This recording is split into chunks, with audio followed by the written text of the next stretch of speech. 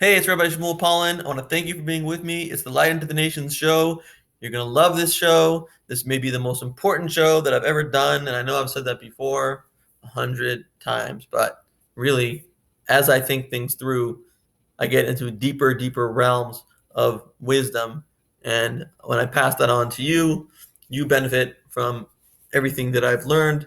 And you have a major shortcut in the sense that you know me and that I've learned for decades Hasidic philosophy, which is based on the Kabbalah, which is based on the Torah, which is the Bible, which is the most true book that ever has existed.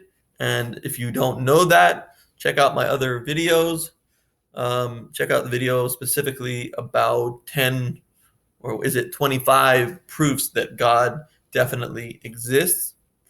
And you will find answers to your questions.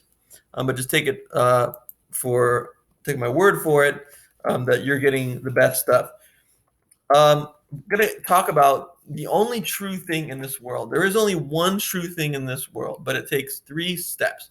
The word in Hebrew for truth is emes, which is 3 letters, and there is 3 steps towards understanding the one thing that you need to know in this world that will take you through finding peace, finding meaning, finding success, and through taking you through all your deepest and darkest struggles.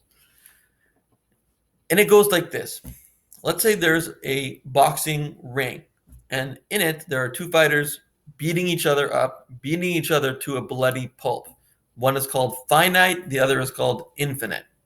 Then there's a third boxer from outside the ring. He's all the way up in the rafters. He's on the high up benches, and he's watching the game. And he's not looking at it like life and death. He's not bet on any one of the boxers. He's looking at it as just a game, just a competition. It's there just for his enjoyment. Then, that was step 2. Then, step 3 is that this boxer from above comes down into the ring to fight with both of them. And they fight and fight and fight. They're really into the fight, but it's different now. This guy brought a vibe because he doesn't look at it like he's fighting to the death. He looks at it like he's fighting in a movie or a story or in a game. It's playful to him. It's a play to him. And everybody else starts to fight that way as well. That's step 3. That's the Messianic era when everybody is getting along and everything is going great and everyone is completely committed to their mission. And at the same time, they realize that they are infinite and that nothing can stop them. And even if they do stop them, it's all part of the larger game or movie or story that is going on. So we have to understand that this analogy is applied to God. Because we find things in the world, we have a tissue box that is, I don't know, 8 inches long and 3 inches wide, and it has certain dimensions. And God is one. One. He's only one. And yet there are all these things. That is a tissue box, and it is not a book. That tissue box has certain dimensions, and this book has certain dimensions. And the book is not a table, and the table is not my mouse, and my mouse is not my laptop. That's the guy called finitude.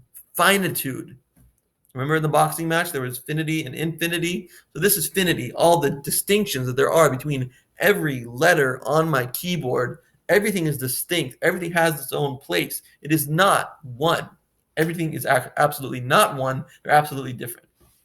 At the same time, there is at play in the world infinitude. There are certain things in the world that are infinite.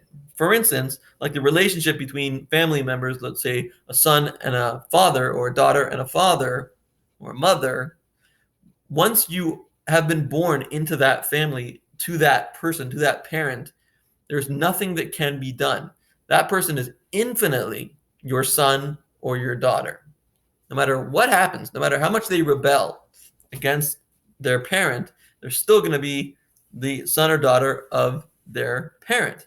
So some things in the world are infinite, and some things in the world are finite.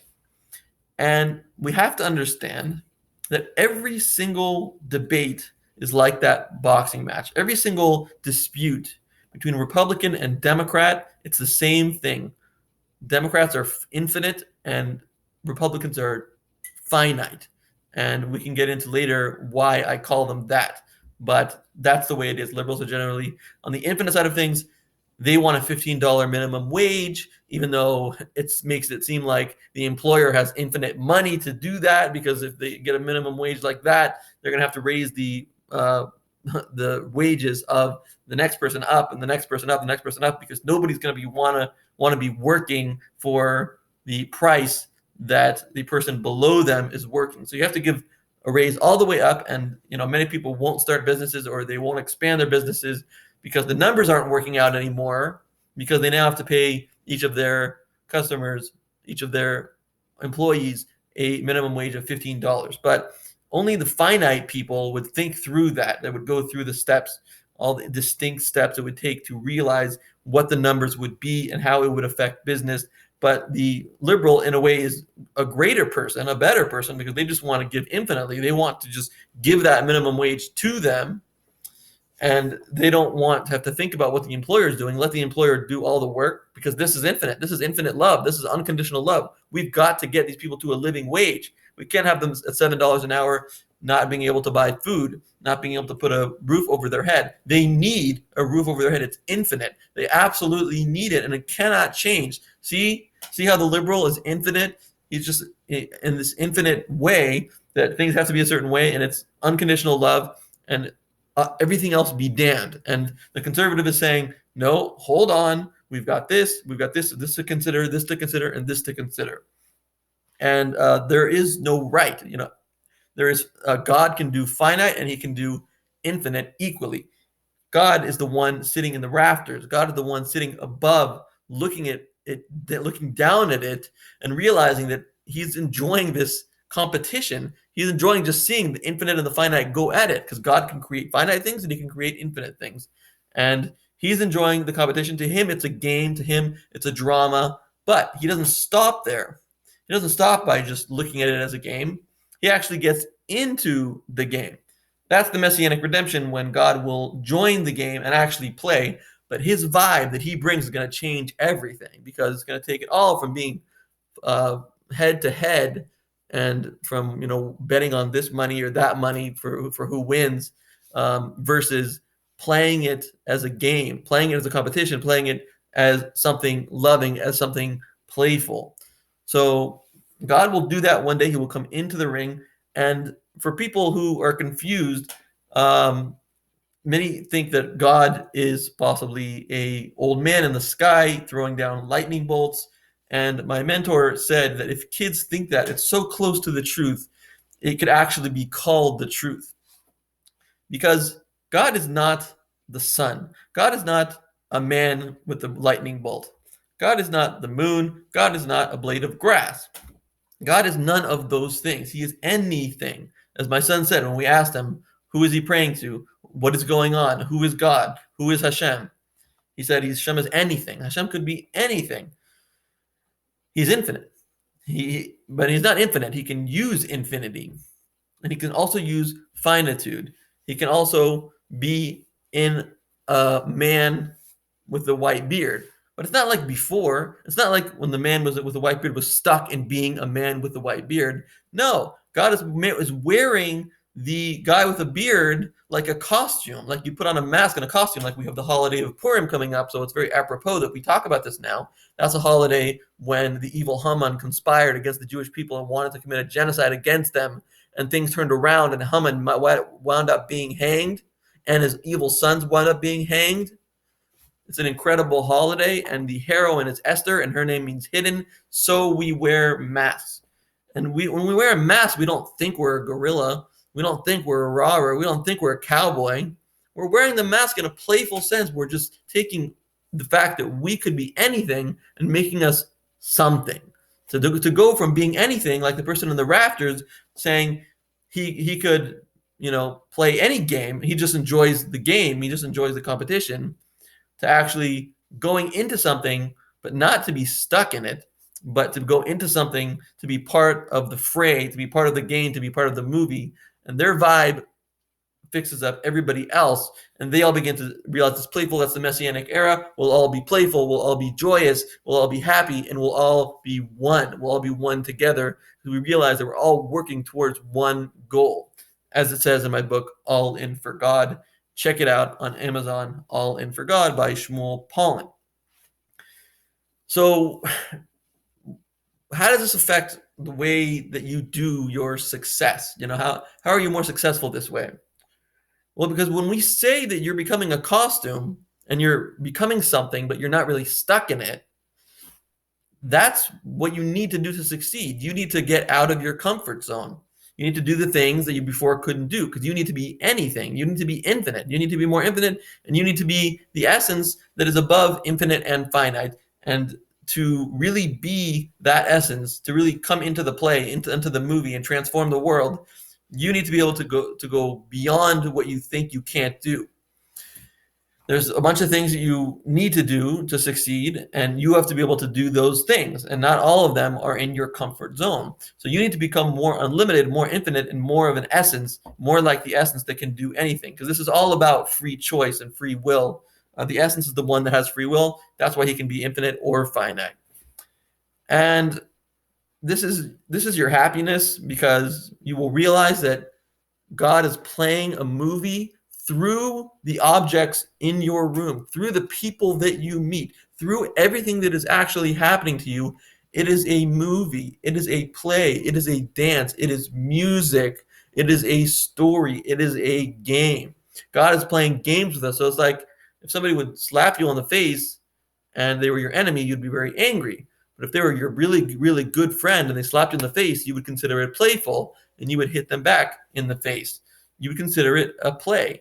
And the key to being happy, and the way you will be happy, is to come to be someone who recognizes that this is all just a game. This is all just for fun. So no matter, I have a friend that is accused of rape and he didn't do it, and you have to look at it as a movie. I said you have to look at it as a movie. There's no other way to deal with it. It's got to be for entertainment, or what's the point? There's nothing good that can come out of this. You have to look at it as a movie, and it has to be for your enjoyment. And when everything in the world, even the objects and the people and the menorah that I'm looking at and the wine, is there for your enjoyment, and you have control over it, so you don't drink wine and get out of hand because you're not stuck in it. You never get stuck in it. When you're playing a game, you never get stuck in that position, in that character, unless you want to. But you're never stuck. To realize that you're never stuck is a huge realization. You can always go out of your comfort zone, and you can always see the joy for your happiness. You can see the joy coming through in everything that happens. It's all your perspective. If you look at it like it's a game or you don't, that's going to decide if you're going to be happy or not. It's that simple. You have to be an essence. You have to be the third boxer. You have to be beyond it and enjoying it as an onlooker. And at the same time, get into it. Play with all your heart. Play like there's nothing, like you've got nothing left to you. Give it all out on the court, or all out in the ring. Why? Not because you have to, not because you're stuck in it, because it's fun, because it's playful, because you enjoy it, because a good game is enjoyable. So one day, Democrats and Republicans will unite. Really? Not really. For a second, they might unite, but then they'll continue to fight. Why? Because it's fun, and they're going to actually do the right things, and they're going to work together, and they're going to find the best of both sides to make the best quality of life for all Americans, because they realize they're not stuck in anything. We're willing to go outside their comfort zone and think like the other person. So they may just fight just for fun, but this fighting will not really be necessary. They will all be on a united front. And this truth has actually a fourth step. And that's it's a very heavy duty step, and people are not ready to accept it in most cases. But I said there's 3 steps, but there's one more step, and that is when the person who was not stuck actually decides to get stuck for the purpose of the game. So this is called Clipa. This is called that which is in a shell, that which is the truth is not evident in it. You have to peel through the shell. You got to peel through the orange to get to the delicious fruit. It's called Clipa, And we can give an example like the Holocaust. Such a horrible thing. Why did it happen? Well, God was obviously coming down as the third boxer into the ring and allowing himself to get beat up by the other two boxers. He went so deep into reality, and the Holocaust was so deep into reality that God was able to exist even in a place that completely contradicted him. It would be like the Holocaust is like the third boxer punching himself in the face. God is punching himself. He is everything, and therefore he is punching himself in the face. He is taking himself through the gas chambers. He is taking himself on the trains. And that's what the Holocaust was about. That God is showing I can do absolutely everything. I can even be stuck and sort of not be stuck.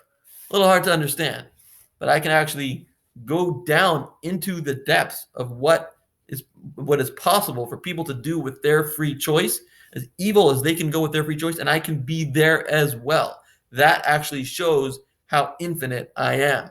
That actually shows how deep I can go. That actually shows how unlimited I am. That actually shows what I can do and what I can be a part of. And that is the Holocaust, and that is the Clipa, and that is the fourth step. Be aware of that. Be aware of the fact that some things are pure evil, that God actually makes a situation where you actually are stuck. And that's part of the movie, too. Part of the movie, like Schindler's List, which was a great movie about the Holocaust, part of the movie is when you are stuck. That's also from God. And people lose faith in God when they see that. That's really the ultimate experience of God. That's experiencing God the most directly when he is showing himself in the most unlimited fashion. He's unlimited in that he doesn't even have to be good, he can also be evil.